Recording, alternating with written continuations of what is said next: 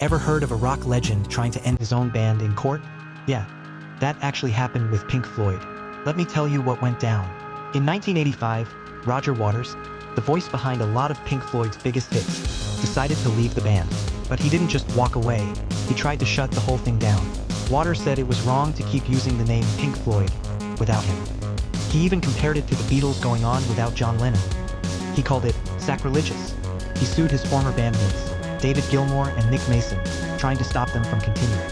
The legal fight lasted years and it got nasty. But here's the twist, Waters later admitted he went too far. He said he regretted taking it to court and trying to kill the band. Meanwhile, Gilmour and Mason kept Pink Floyd alive and made more music. Imagine if Pink Floyd had ended right there. Rock history would have been so different. If you love these behind-the-scenes music stories, hit that like and follow for more rock drama. Roger Waters and David Gilmour of Pink Floyd have had a feud going on for over 40 years. It all started in the late 1970s when the band was recording their iconic album, The Wall. Roger Waters, who was the main songwriter, wanted full creative control, which caused a lot of tension with Gilmour, who was equally passionate about the band's direction. By the early 1980s, their disagreements had grown so big that Waters decided to leave Pink Floyd in 1985, thinking the band would end without him. But Gilmour disagreed and chose to keep Pink Floyd going, releasing new albums without Waters. This decision led to a legal battle, with Waters fighting to stop Gilmour and the remaining members from using the Pink Floyd name. The feud continued for decades, with both sides throwing insults in interviews and even releasing competing tours.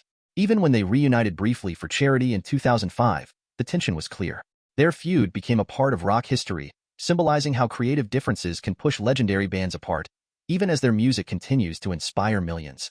Did you know that Pink Floyd's iconic song, Comfortably Numb, might have a hidden message about emotional isolation and the human experience? The song was written during a time when the band was struggling with their lead singer, Roger Waters, who was feeling disconnected from the world and the band. The lyrics speak of numbness, detachment, and a yearning for connection. It's believed that Comfortably Numb reflects Roger's own sense of alienation, both in his personal life and within the band. The powerful guitar solos symbolize the inner conflict, a cry for help that remains unheard. Fans have speculated that it captures the feeling of being trapped inside one's own mind, unable to communicate or feel. It's a song that touches on themes of isolation, mental health, and the desperate need for understanding, making it not just a song, but a deep emotional experience. Pink Floyd's The Wall tour in 1980 was one of the most ambitious concerts ever, but it was also full of wild mishaps. Here's what happened. To bring The Wall to life, the band built a real wall on stage. Huge bricks stacked up while they played. But during one show, things went wrong. The wall was supposed to collapse perfectly during the song The Trial, but at one concert, the bricks started falling too early, almost hitting the band and the crew. It was a dangerous moment, and they had to make sure it didn't happen again. Another challenge? Pink Floyd wanted perfect sound, so they used an advanced quadraphonic sound system. Music played from all corners of the stadium, but sometimes the equipment malfunctioned, leaving fans hearing weird echoes or no sound at all.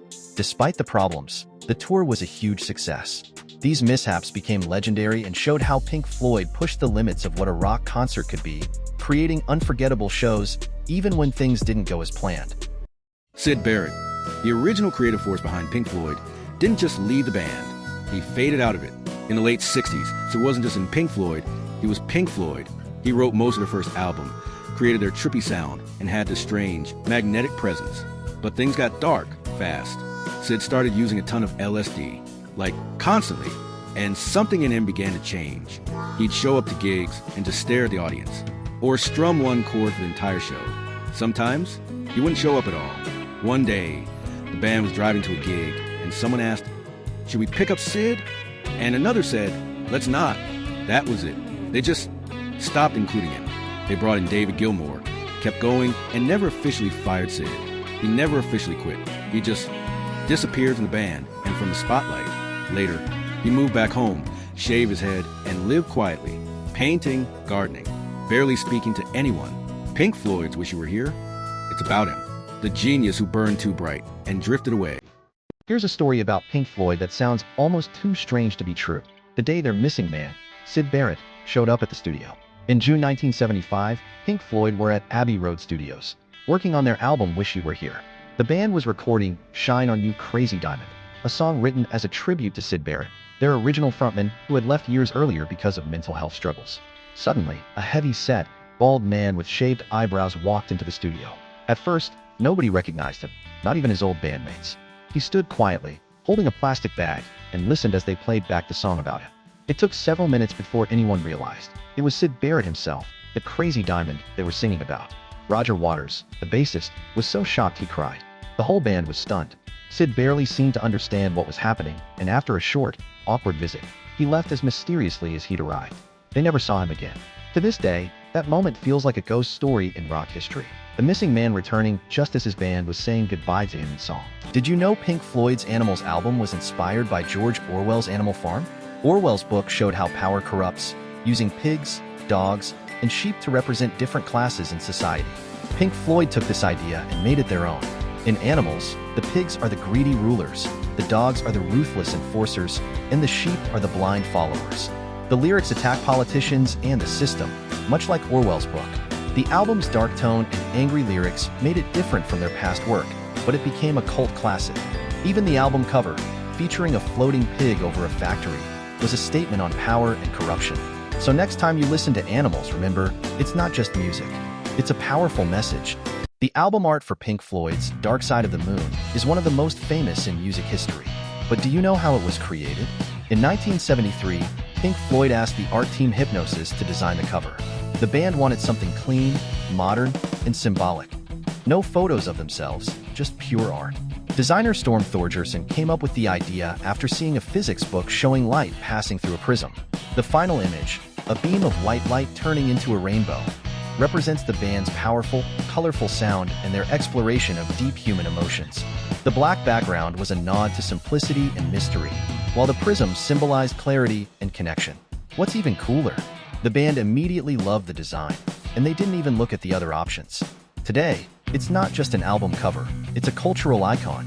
Dark Side of the Moon proves that great art can be as timeless as the music itself. Released in 1979, Pink Floyd's The Wall is one of the most famous concept albums ever made. But here's an interesting mystery behind it. The album was inspired by isolation and alienation, based on Roger Waters' own experiences. Waters, the band's main lyricist, was frustrated with fame and the pressures of performing. One night, during a concert, a fan was so disruptive that Waters became angry and spit on him. This shocking moment made him realize how much he had started to feel disconnected from the audience.